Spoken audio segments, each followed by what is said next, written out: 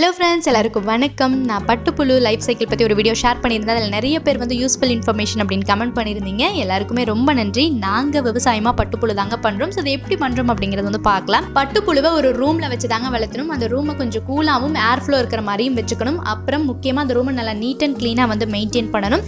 உள்ளே வந்து பட்டுப்புழு வைக்கிறதுக்கு ஒரு ரேக் செட்டப் பண்ணி வச்சுக்கணும். அந்த ரேக் மேலே பேப்பர்ஸ் எல்லாம் விரித்து அது மேலே பட்டுப்புழு வைக்கணும். இந்த பட்டுப்புழுக்கள் மேலே மல்பெரி இலைகளை வந்து நம்ம கட் பண்ணி கொண்டு வந்து வச்சுக்கணும். இப்போ பார்த்துட்டு இருக்கிற இந்த புழு வந்து ஒரு 11 days தான் ஆச்சு. ஸோ சின்ன சைஸில் தான் இருக்குது. இனிமேல் தான் வந்து நிறைய மல்பெரி இலைகளை சாப்பிட்டு பெரிய சைஸ் ஆகி அதுக்கப்புறம் வந்து கூடு கட்ட ஆரம்பிக்கும். கையில் எடுக்கும்போது இது எதுவும் பண்ணாதா அப்படின்னு சொல்லி கேட்டிருந்தீங்க. நான் சின்ன பொண்ணாக இருக்கும்போது இது பக்கத்தில் போகவே பயப்பட்டு இருந்தேன். நாங்கள் 20 yearsக்கு மேலே இதை விவசாயமாக பண்ணிட்டு இருக்கோம். போக போக பழகிடுச்சு. கையில் வச்சிங்க அப்படின்னா லைட்டாக கூசுற மாதிரி ஒரு ஃபீல் இருக்கும். அவ்வளோதான், மற்றபடிக்கு எதுவும் பண்ணாது. பட்டுப்புழு ஒரு பேட்ச் போகிறதுக்கு 25 நாள் வந்து ஆகும். நாங்கள் வந்து ஒரு முட்டை தொகுப்பு, ஒரு முட்டை அப்படின்னு சொல்லுவோம். ஒரு முட்டை தொகுப்பில் வந்து 450 to 500 புழுக்கள் வரைக்கும் இருக்கும்.